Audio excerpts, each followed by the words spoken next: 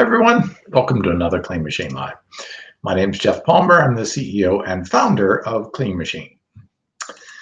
Before we get started, this video is for informational and educational purposes only and is not intended to diagnose, treat, cure, or prevent any disease. Okay, so this is about fat loss, and I want to make a clear distinction, not weight loss. Weight loss is your total body weight going down, which could include lean muscle mass. And obviously, when people do dieting, they also can lose muscle. Well, this is not a good thing because if you lose muscle, you can actually lose the ability to burn more calories every day, all during the day. So this is really important to make sure that the weight loss that you're using is hopefully predominantly fat loss. Okay, so how can we do that with food? Well, there are two really good studies. Today, we're going to talk about actually two different studies because they both came out in 2024. So they're both recently published studies.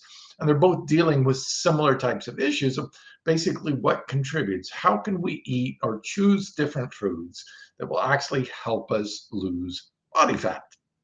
Not body weight, body fat. Okay. So first off,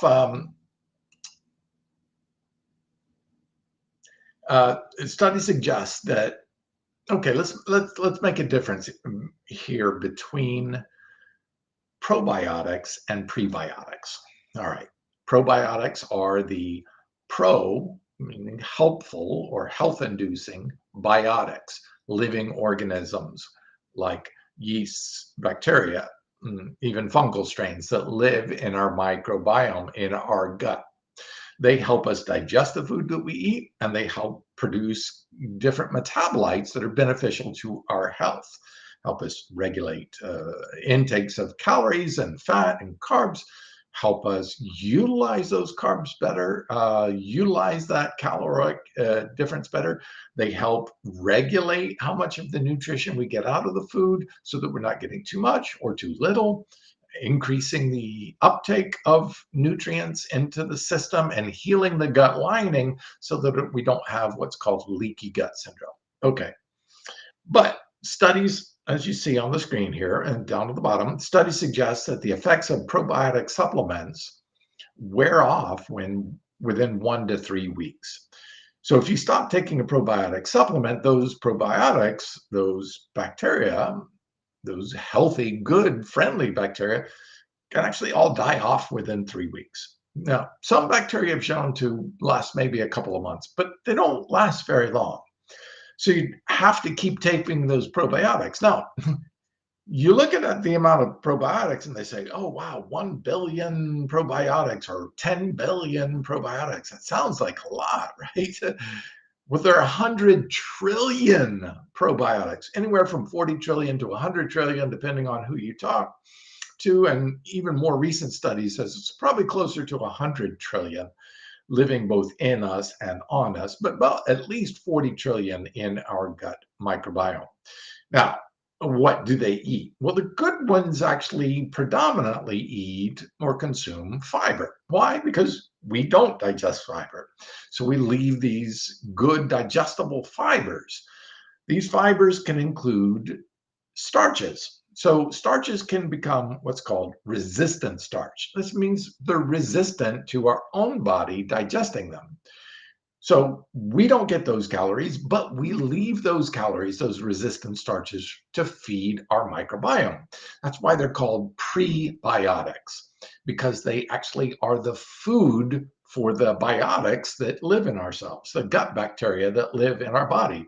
So by feeding them, we can increase the population of the food of their food supply and increase the population of the bacteria. So prebiotics can increase all potentially trillions of probiotics, while a probiotic only a couple of billion at most, some far less than that.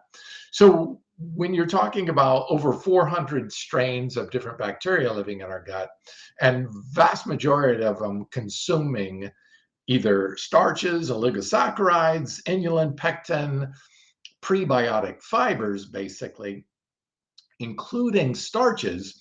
We look at our food supply and we say, okay, what are the most abundant? Well, inulin is in wheat and onions and bananas, artichoke, asparagus, lots of good foods that we eat, but in fairly small amounts. Pectin, the same, is in fruit, pears, guavas, apples, plums, citrus fruits are high in pectin, blueberries. All right, these are good, but again, these aren't a mainstay of our diet. So then we look at the most common, probably prebiotic, and that is resistant starches or starchy foods. Okay, now we're talking big food groups, grains like oats and rice and pasta, wheat, beans. All of your beans are usually have some resistant starch. Peanuts, potatoes, tubers. Like yucca and russet potatoes, red potatoes, white potatoes. Green bananas are actually really rich source. Puerto Ricans use green bananas. You take green bananas, you cut them into little pieces, and then you boil them, and then you mash them with garlic and onions, a little olive oil. Delicious. It's called mango. If you've never tried it, it's delicious. Now, typically when you refrigerate starchy foods like this, there's also squashes and things like this that also have starchy vegetables. So you got beans, grains, vegetables, and fruits all containing these nice um, resistant starches. So this is where we can get a lot, these higher dosages of it. Unfortunately, people are eating a lot more meat these days. This means there's no, inulin, no pectin, no starches, much less resistant starches in the foods that they're eating from animals, as dairy, fish, eggs, meat, lamb, chicken, all of it. None of it has any fiber in it. All fiber comes from plants. All these resistant starches come from plants. So we need to be eating more of them. And that's exactly what we were doing pre-agricultural days, is eating a lot of starchy vegetables. As a matter of fact, we still consume in our diet about 60% starch-based fruits, vegetables, grains, nuts, and seeds. Remember, nuts and seeds also have these starches too as well. Okay, so let's jump into um, well, here's some of the examples of them, as we listed: oligosaccharides, some starches, including resistant starches, inulin and pectin. Resistant starches, here's a list of them. And then let's jump into the first study. So this is the first study, not the major study that I want to talk to you about. I'll get to that in just a second. But this one is interesting because this actually just came out too. It's a 2024 study, and it shows the prebiotic diet changes. It changes the neural, your brain correlates of food decision making in overweight adults. Now, this is really cool. So basically, it's what it's saying is when we eat a starch-rich diet of nuts, beans, grains, legumes, and starchy vegetables, what happens is our microbiome releases chemicals that go to our brain, and our brain actually changes its configuration to have a preference to those because they're rich in starches, good source of glucose, but also nutrients and all these rich fibers, which also have beneficial effects for our gut health, our heart health, our respiratory health. So many positive impacts that our brain actually rewires itself to have a preference for this. This actually triggers. I'm going to just show you what the conclusions of this study were. Here's the conclusions. In this proof of concept study, a prebiotic intervention, that is giving people, basically what they gave them was 30 grams of resistant starches.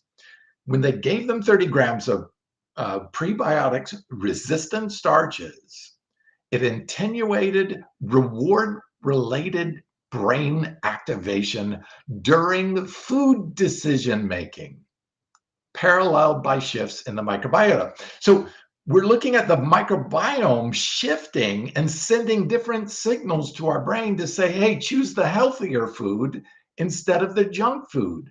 Choose the more nutrient-rich foods instead of the nutrient-poor and calorie-high foods like sugars and sweets and stuff.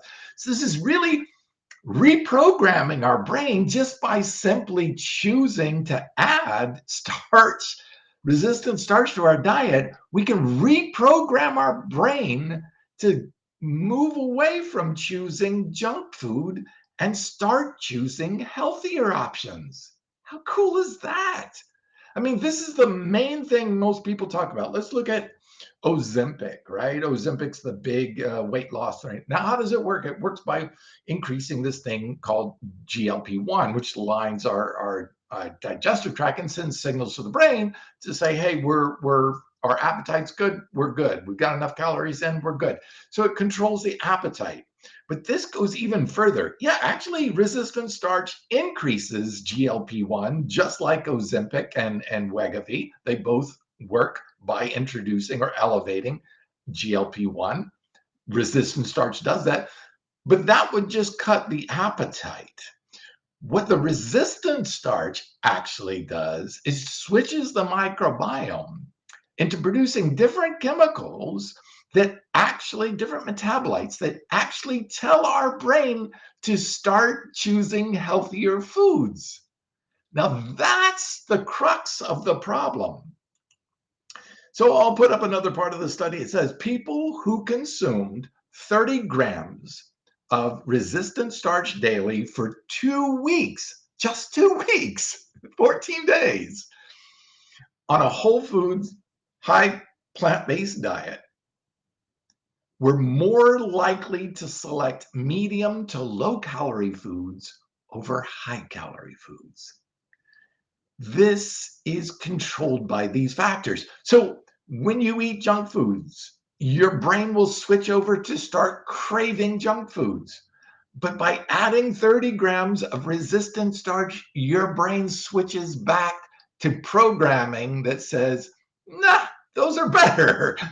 Let's actually gravitate toward that. So the people in the study, without their knowledge, actually just started self-selecting lower calorie, more nutrient-rich foods.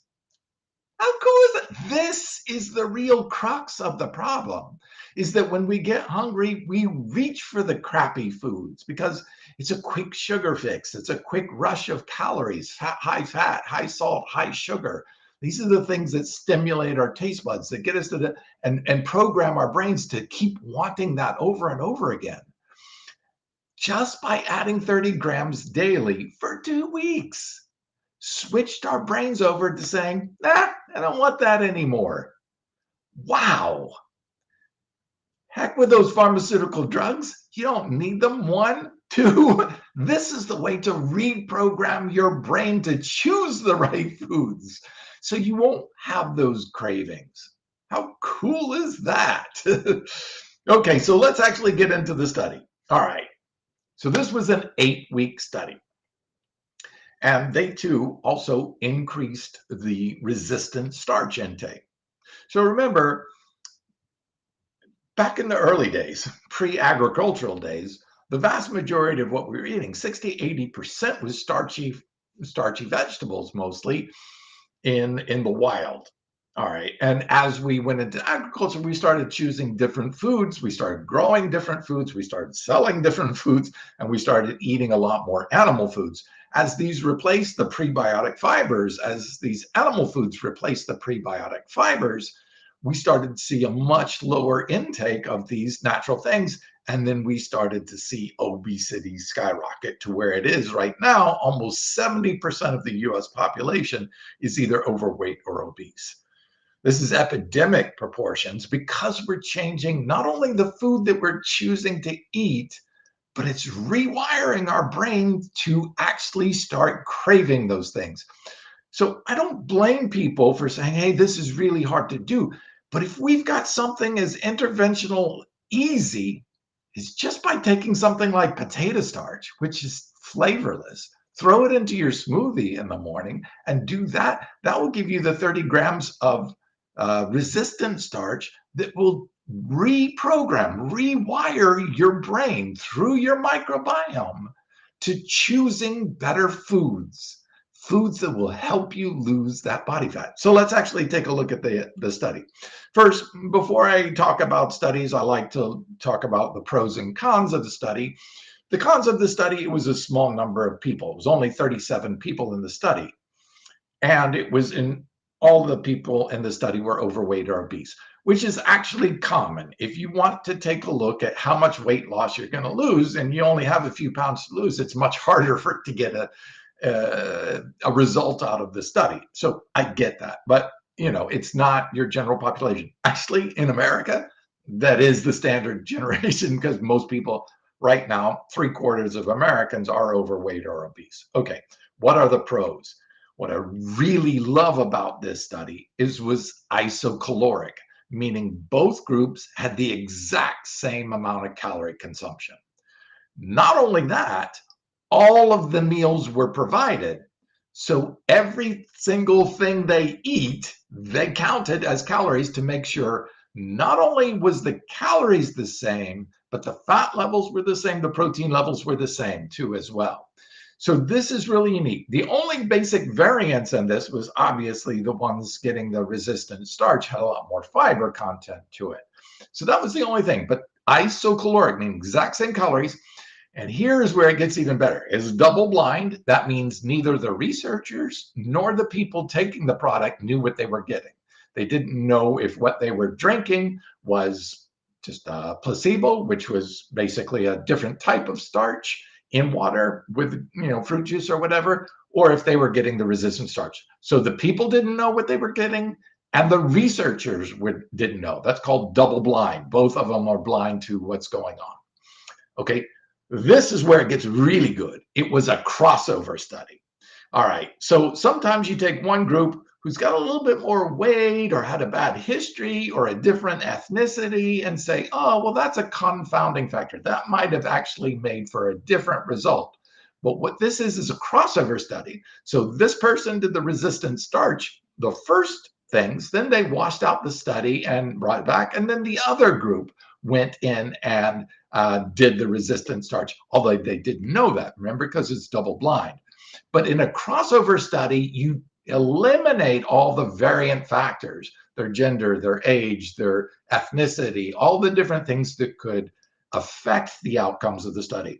So I love this study, isocaloric, all meals provided, double blind, crossover, and they measured a wide variety of different measurements in there, which I really like. Sometimes they only look at a couple of different things because it costs it's expensive for the study to actually look at each separate one and test for it. Okay, here's the outcomes. And I'm going to explode this a little bit, but the outcomes are amazing. Remember, this is 30 grams of basic resistant starch into their diet. They had lower total fat, lower visceral fat. That's the fat that's inside our bodies that is wrapped around our organs, especially the liver, but it could be in the heart and the kidneys and function. This is the really dangerous fat that can lead to disease states and death, and definitely type 2 diabetes. So lower visceral fat, lower subcutaneous fat, that's the skin fat, that's the fat on the outside of our bodies that most people don't like. That's the part that most people say, I want to get rid of this fat. They're talking about subcutaneous fat, or fat that's outside of the body, in the skin. They had lower waist circumference. They had lower triglycerides. They had a lower total fat and cholesterol, lowered their cholesterol. They lowered their inflammation markers. They increased good gut bacteria and decreased the bad bacteria. They improved glucose. They improved glucose uptake.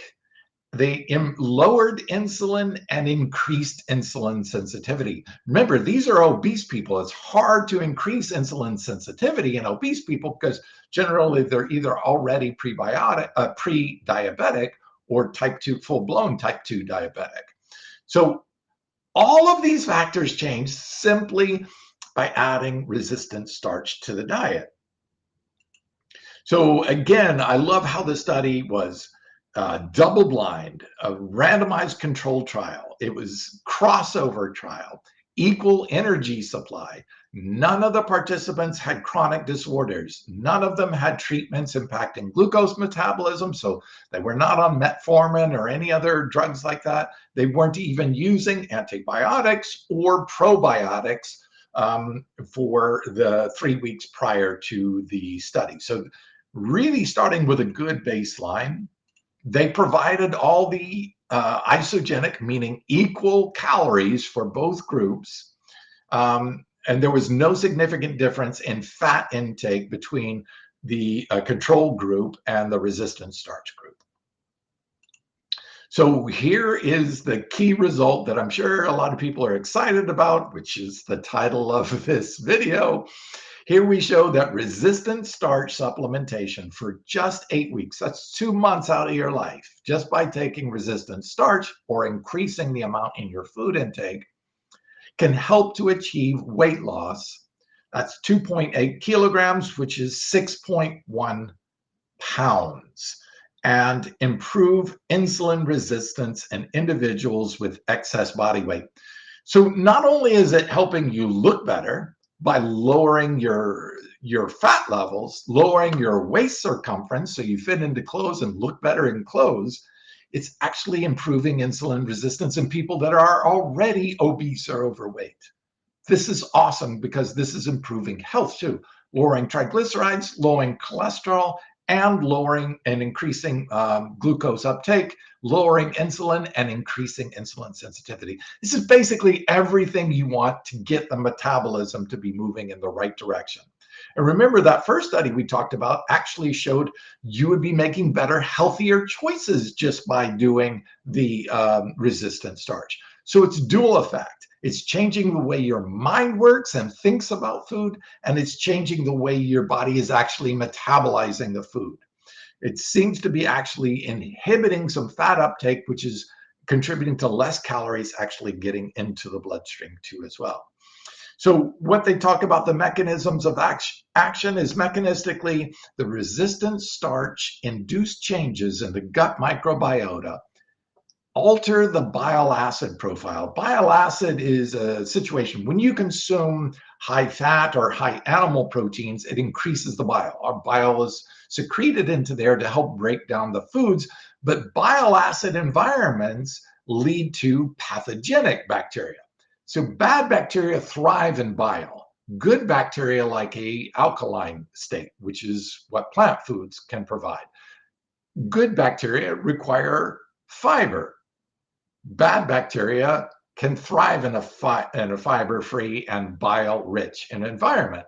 So every time you eat meat, you're increasing the bad bacteria while you're decreasing the good bacteria. Every time you eat plants, especially rich fibers and prebiotic fibers, you're increasing your good bacteria.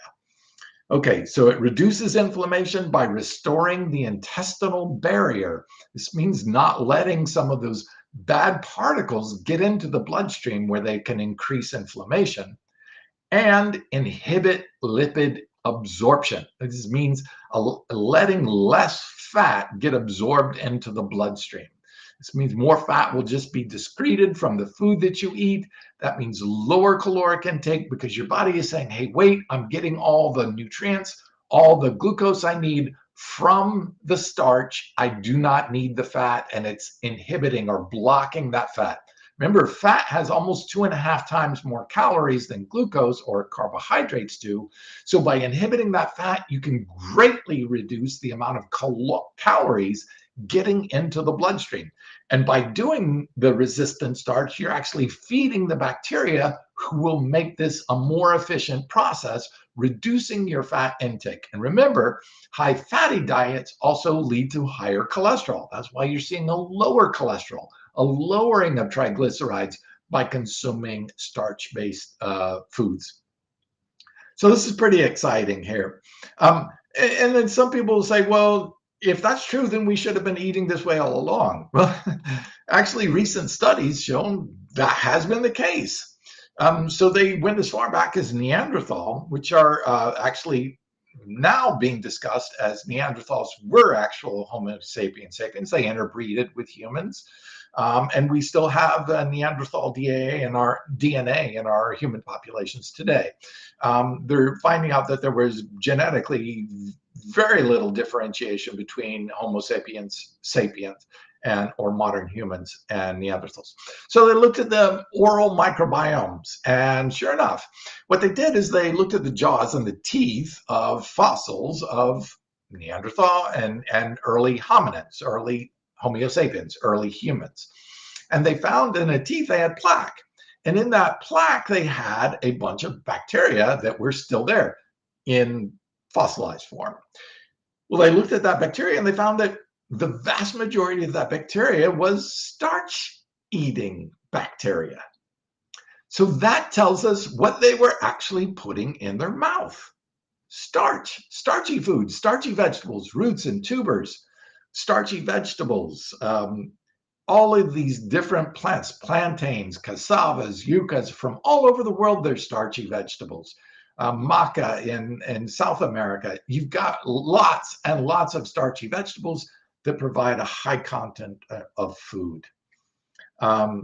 Okay, going back to the study though, I want to show you this study because wow, is it impressive. Okay, if you look at the top levels, you can see body weight declined.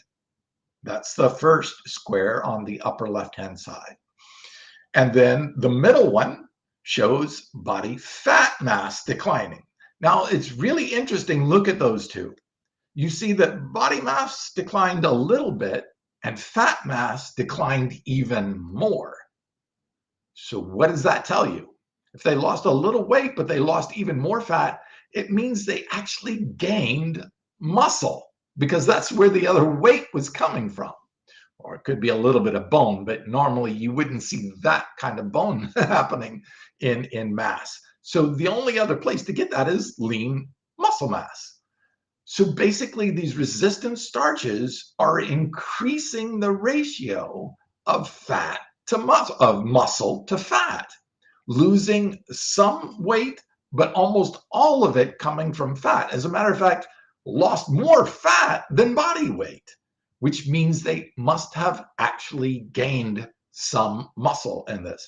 Now that's really cool. Now let's take a look at the second half of that. And you can see at on the right-hand side at the top, waist circumference. This is how your clothes fit you. Your belly gets smaller. This is something I think almost everybody wants. So not only are you losing mostly fat and gaining some muscle, you're actually losing a waistline, measurable waistline difference. Okay, look at the bottom then, because this is really important. You can see VFA, that stands for visceral fatty acids. Visceral fat, again, is the fat that surrounds our inner organs. So this is really important because this is the dangerous fat, the killer fat. So losing that fat as well as losing the subcutaneous, which is the next one over on the middle, in the middle there, subcutaneous fat. So both types of fat significantly reduced, as well as your waistline reduced. This is about as good as it gets. And, you know, we're finding that, hey, wait a minute, this is probably how we've been eating all along. So let's just jump back real quick. This study actually said, did cooked tubers actually spur the evolution of big brains? And the answer is yes, because we now know that glucose is the main substrate for the brain. As a matter of fact, if they ate a mostly meat-based diet, they would not have enough glucose in order to allow the brain to grow. So the only way we could have gained these big brains that we have today is by eating a high starch diet, because starch is really compact amount of glucose. So you're getting a big dose of glucose, but the starch is delivered evenly and steadily. So you're not spiking it and getting rid of it or having it stored as fat. You're actually being able to utilize those starch. 20% of up to 25% or quarter of all of the glucose that comes in through your diet goes to feed your brain. Our brain is a big glucose hog. That's what it predominantly feeds on. So yes, this is what happened. Now, how long we've been eating starches? Well, the study says early modern humans cooked starchy food 170,000 years ago. So we have fossilized evidence that in South Africa, early modern humans, this is Homo sapiens, right? These are the modern humans we are today. 170,000 years we've been cooking starchy foods. And if you think that's incredible, check out this study. So this study is a 2019 studies, cooked starchy foods in hearths. That's the fire pits that they found. They dated back, and this is going to blow your mind. Hominins, which are early human beings in their pre-Homo sapien forms, were roasting nuts, tubers, and seeds, starch, and starch 780,000 years ago. Well, we've been doing the right thing for an awful long time, but we've been doing the wrong thing for a very short period of time in modern history. Good news is we can learn from our ancestors and start eating what they were eating to maintain uh, a healthy internal body and a healthy level of body fat. We've never seen this level of body fat in humans that we're seeing in modern days. And it's because we're not eating these wonderful resistant starches, beans, grains, nuts, seeds in the quantities that our predecessors were consuming. And we're seeing now how positively can it affect our body. Lowering cholesterol, lowering triglycerides, lowering glucose levels, increasing glucose uptake in the muscles and in the brain, lowering insulin, increasing insulin sensitivity. I mean, just basically every metabolic factor that you'd be interested in. Now, I'm going to give you just one real cheap, quick secret. and don't take this the wrong way, but you can go buy a bag of potato starch, right? um, at the grocery store, and people use it in cooking as a thickener and stuff like that. You can take a couple teaspoons and put it into your smoothie, and that will give you roughly about 30 grams of resistant starch.